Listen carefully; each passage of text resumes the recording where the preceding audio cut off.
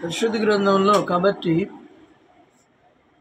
పరిశుద్ధ గ్రంథంలో 51వ కీర్తనలో పరిశుద్ధాత్ముడు మాట్లాడుతున్న మాటలలో ఈ రోజున మనకు ఆయన తెలియజేస్తున్న మాటలు ఒకటి.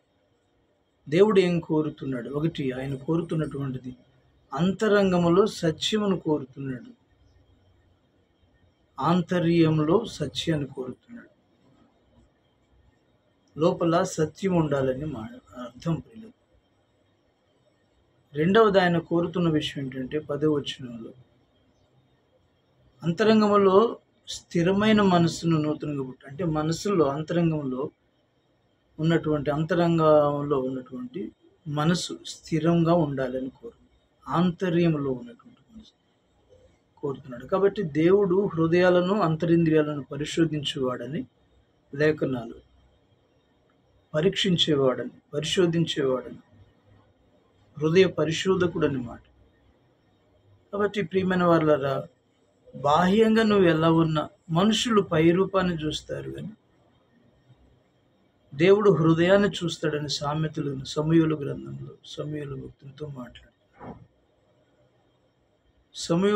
సమూయేలు ప్రవక్త పై రూపాన్ని చూసి ఇతడు రాజుగా ఉండడానికి సరిపోయిన వాడు అనుకుంటుంటే, ఎలియాబు విషయంలో యెషయి కుమారులు అని ఎలియాబు విషయంలో అతని ఎత్తు రూపాన్ని చూసి ఇతనే కోరుకున్నవాడు అనుకుంటుంటే, దేవుడు అన్నాడు మనుషులు పై రూపాన్ని చూస్తారు, నేను హృదయాన్ని చూస్తానని మాట్లాడు. మనసును, ఆలోచన, తలంపులో నేను చూస్తానని మాట్లాడు. కాబట్టి అతను నేను కోరుకొనలేదని మాట్లాడు. కాబట్టి ప్రియమైన వాళ్ళరా, అంతరంగంలో దేవుడు నీ మంచి మనసును చూస్తున్నాడు. నీ సత్యం ఉందా లేదా చూస్తున్నాడు. సత్యం అంటే వాక్యం, సత్యం అంటే యేసుక్రీస్తు ప్రభువారు, సత్యం అంటే ఆయన దివ్యమైన మాటలు. అంటే అలాగ నువ్వు ఆయన ప్రకారం ఆయన కలిగి జీవిస్తున్నావా? యేసయ్యను కలిగి నడుచుకుంటున్నావా? ఆయన మాట ప్రకారం నడుచుకుంటున్నావా? ఆయన చిత్త ప్రకారం చేస్తున్నావా లేదనని దేవుడు చూస్తున్నాడు.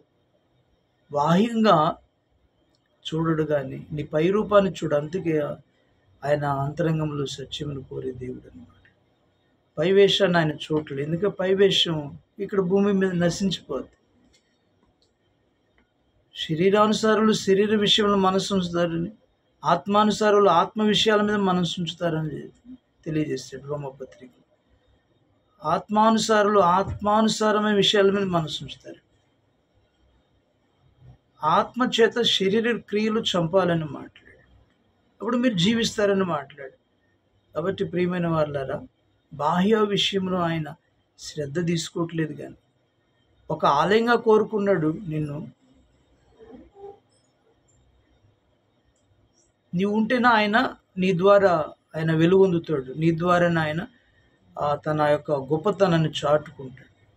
తాను నీలో ఉండి తన వాక్కును బయలుపరుస్తాడు, ప్రవచనాలు బయలుపరుస్తాడు, జరగబోయిన తెలియజేస్తాడు.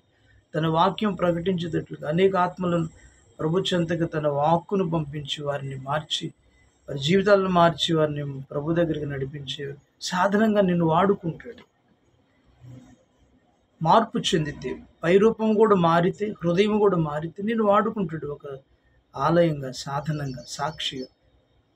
కాబట్టి ప్రియులారా, కొంతమంది పై రూపాన్ని మార్చుకుంటారు, కానీ అంతరంగం మారట్లేదు. కాబట్టి లోపల మార్పు చెందలేదు. కాబట్టి ఆయన అంటున్నాడు, అంతరంగంలో నేను సత్యాన్ని కోరుతున్నాను, అంతరంగంలో నీ మనసు స్థిరంగా ఉండాలని కోరుతున్నాను, నీ హృదయం బాగుండాలని మోసగా హృదయం. మూడోది అంటున్నాడు, హృదయం అంతరంగంలో ఉన్నటువంటి మూడో పార్ట్ ఏంటంటే హృదయం.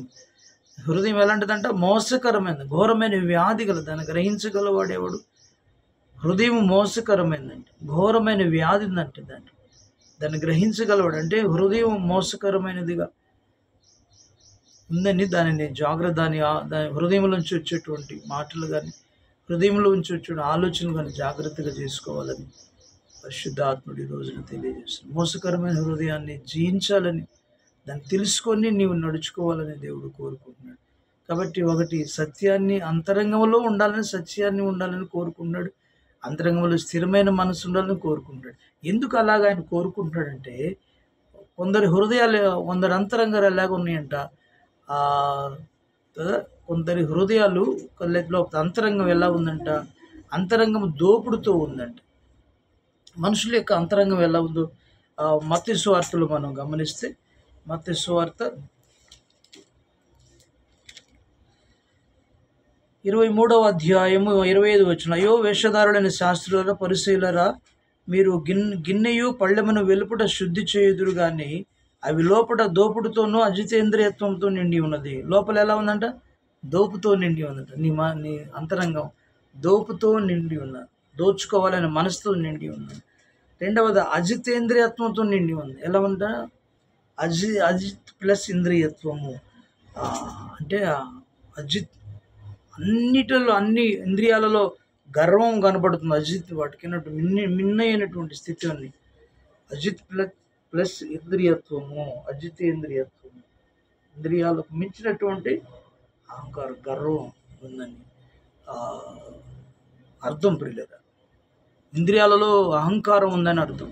నీ కనులలో అహంకారం, నీ నోటిలో అహంకారం, నీ దేహంలో అహంకారం, నీ చూపులో అహంకారం, నీ మనసులో అహంకారం, నీ హృదయంలో అహంకారం, ఇవన్నీ అజితేంద్రియత్వము. ఇంద్రియత్వం, అజిత్ ఏంద్రియత్వం, ఇంద్రియాలకు మించినటువంటి అహంకారం, గర్వం ఉన్నట్టు అర్థం. లోపలేమో దోపుడుతో ఉందంట, అజితేంద్రియత్వంతో ఉందంట నీ అంతరంగము. ఆ తర్వాత అంటున్నాడు నిండి ఉన్నది. గుడి ప్రవేశ గిన్నెయు పళ్ళెమును వెలుపల శుద్ధి అగునట్లుగా ముందు లోపల వాటి లోపల శుద్ధి చేయము. గిన్నె పళ్ళెము వెలుపల శుద్ధి అగునట్లుగా ముందు వాటి లోపల శుద్ధి చేయము, లోపల బాగు చేయమంటాడు. ఇంకా 27 వచనం, అయ్యో వేషధారులైన శాస్త్రాలు పరిశీలరా, మీరు సున్నము కొట్టిన సమాధులను పోలి ఉన్నారు.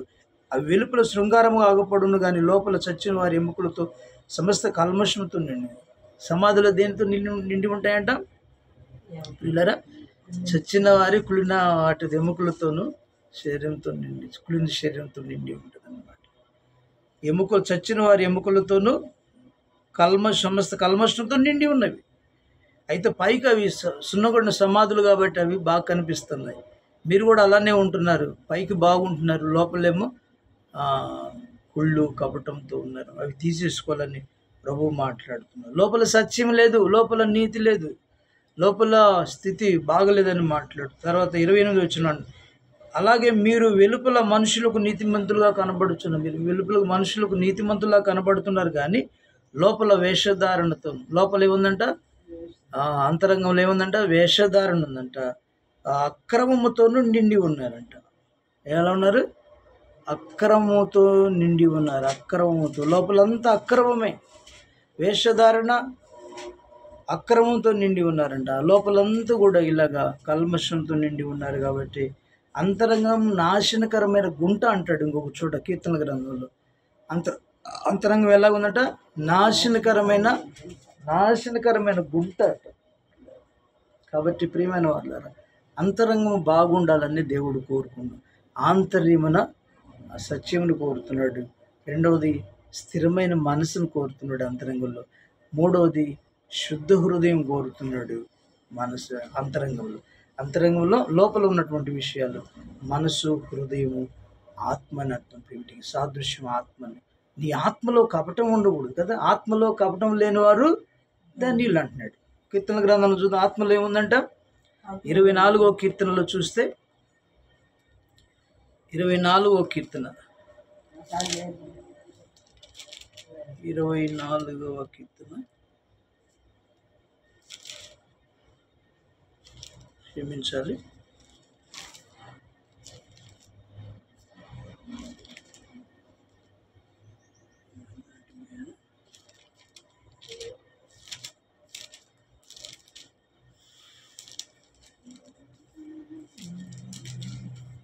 32వ కీర్తన, క్షమించాలి, 32వ కీర్తనలో, తన అతిక్రమములకు పరిహారమునందువాడు, తన పాపములకు ప్రాయశ్చిత్తనందువాడు ధన్యుడు.